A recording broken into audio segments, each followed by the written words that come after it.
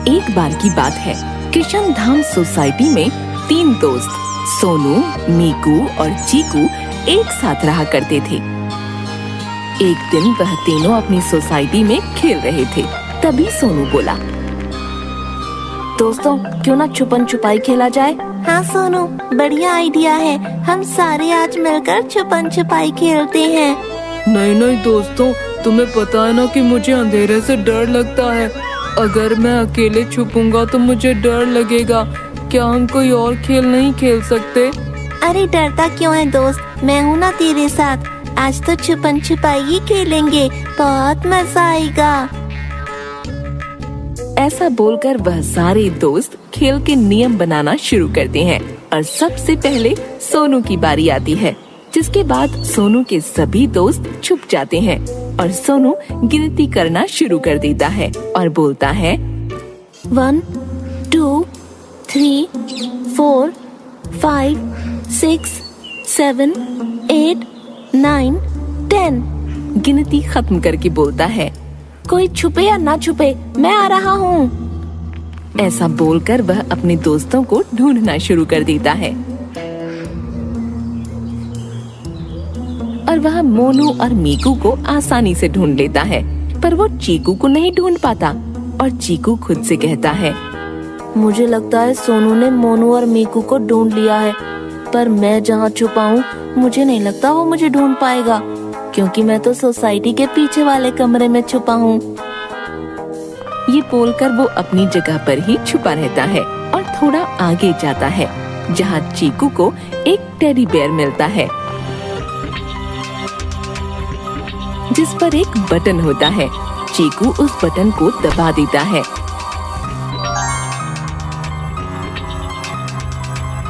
Hello बच्चों, मैं यहाँ पर कई सालों से पड़ा हुआ था। तुमने मुझे जगह दिया। मुझे बच्चे बहुत पसंद हैं। अब तुम्हें ऐसे टेडी बियर वाले घर में जाने का मौका मिलेगा जहाँ तुम्हें कई सारे खिलौने मिलेंगे। सच में टेडी बियर? तो लेके चलो मुझे। टेडी बियर ने जैसा बोला होता है, वह उसे एक जादुई टेडी बियर के घर तक पहुँचा देता है, जहाँ वो एक सच में टेडी बियर का घर देखता है।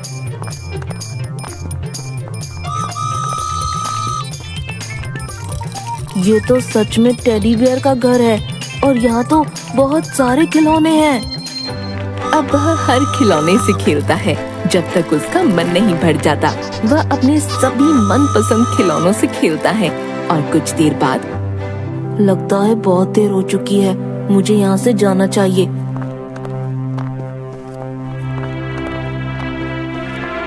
टेडी बियर का घर, अब मुझे वापस मेरी सोसाइटी में पहुँचा दो। मेरे दोस्त मेरा इंतजार कर रहे होंगे। नहीं चीकू, मैं तुम्हें यहाँ से नहीं जाने दूंगा। तुम बहुत ही अच्छे बच्चे हो। तुम यहीं हमेशा के लिए मेरे पास रुक जाओ। मैं तुम्हें यहाँ अच्छे अच्छे पकवान खाने को दूंगा और अच्छे कपड़े भी दूंगा। तुम मेरे दोस्त बन जाओ, क्योंकि मेरे पुराने मालिक ने तो मुझे छोड़ दिया था और इस रूम में कैद करके फेंक दिया था। पर इतने दिनों बाद तुम आए और तुमने मुझे आजाद किया। तुम मेरे साथ खेले, मुझे बहुत अच्छा लगा। तुम बहुत अच्छे बच्चे हो। तुम हमेशा यहीं रुक जाओ मेरे साथ। नहीं जादुई टेडी बियर का घर, मैं यहाँ नहीं रुक सकता।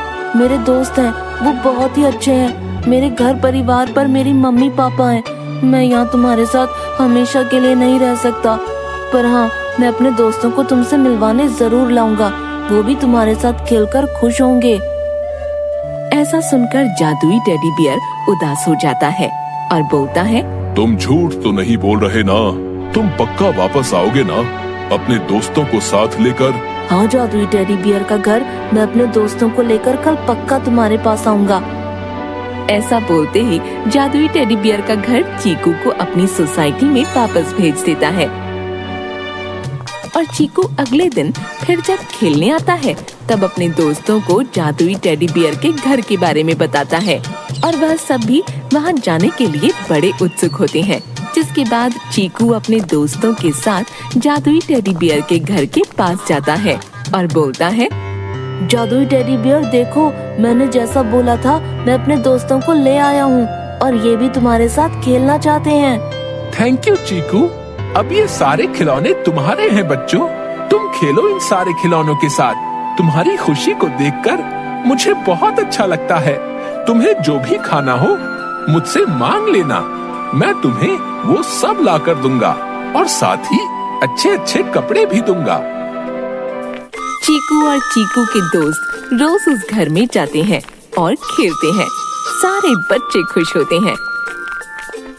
एक दिन उस टेडी बियर के घर से तो आने का ही मन नहीं करता। काश वो सारे खिलौने मेरे पास आ जाएं, तो इन लोगों पर भी मेरा ही राज होगा। लेकिन मुझे ऐसे तो ये खिलौने मिलेंगे नहीं। इनको पाने के लिए कुछ तो करना ही पड़ेगा। यही सोचकर अगले दिन सोनू उस घर में जाता है।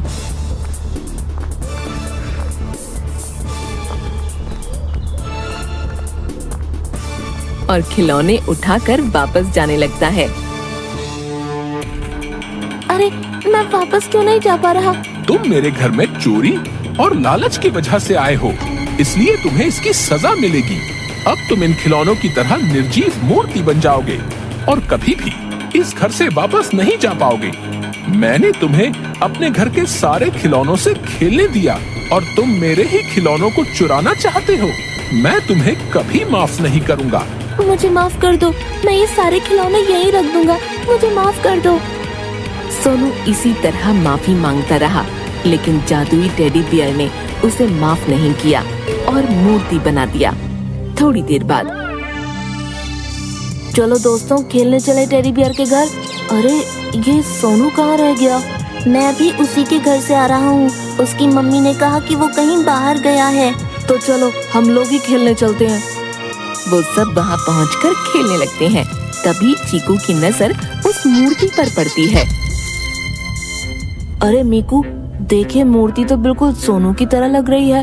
हाँ सही कह रहे हो चीकू, ये तो बिल्कुल सोनू की तरह लग रहा है। ये सोनू ही है, इसे मैंने सजा दी है। अब ये कभी भी इंसान नहीं बन पाएगा। लेकिन सोनू की गलती क्या है? आप क्यों उसे इतनी बड़ी सजा दे रहे हो? जादुई टेडी बियर, मेरे दोस्त को माफ कर दो। वो कभी ऐसा नहीं करेगा। उसे माफ कर दो। इसके मन में लालच आ गया था। ये मेरे सभी खिलौने चुराना चाहता था। तो हमारा दोस्त कभी इंसान नहीं बन पाएगा। नहीं, कभी नहीं। तुम्हें हमारे दोस्त को छोड़ना होगा। हम उसकी गलतियों की माफी मांगते हैं। उसे माफ कर दो। अगर तुम्हें तुम्हारा दोस्त चाहिए तो तुम्हें मेरी इच्छा पूरी करनी होगी। अगर तुमने मेरी इच्छा पूरी की तो मैं तुम्हारे दोस्त को छोड़ दूंगा। लेकिन हम ये कैसे करेंगे? तुम लोग मुझसे वादा करो कि तुम इस घर से कभी नहीं जाओगे और हमेशा यहीं रहोगे। ये बात सुनकर वो दोनों सोच में पड़ जाते हैं। बताओ, कर पाओगे तुम दोनों? हाँ, हमें मंजूर है। दोनों वहाँ रहने के लिए हाँ कर देते हैं। लेकिन वो दोनों बस एक जगह बैठे रहे, न खिलौनों से खेले और न ही उन्होंने कुछ खाया। ऐसे ही 3 दिन बीत गए। तभी अचानक मीकू बेहोश हो गया। मीकू क्या हुआ मीकू? चीकू मीकू को बहुत बुलाता रहा, लेकिन वो नहीं उठा। ये देखकर चीकू बहुत रोने लगा और रोते रोते वो भी बेहोश हो गया। ये सब देखकर टेडी बियर को बहुत बुरा लगा और वो उनको होश में लाता है।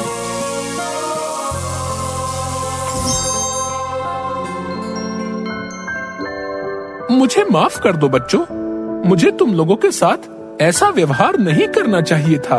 मैं तुम्हें और तुम्हारे दोस्तों को यहाँ से जाने की इजाजत देता हूँ। इतना कहकर टेडी बियर ने सोनू को भी पहले की ही तरह कर दिया। इसके बाद तीनों अपने अपने घर आ गए।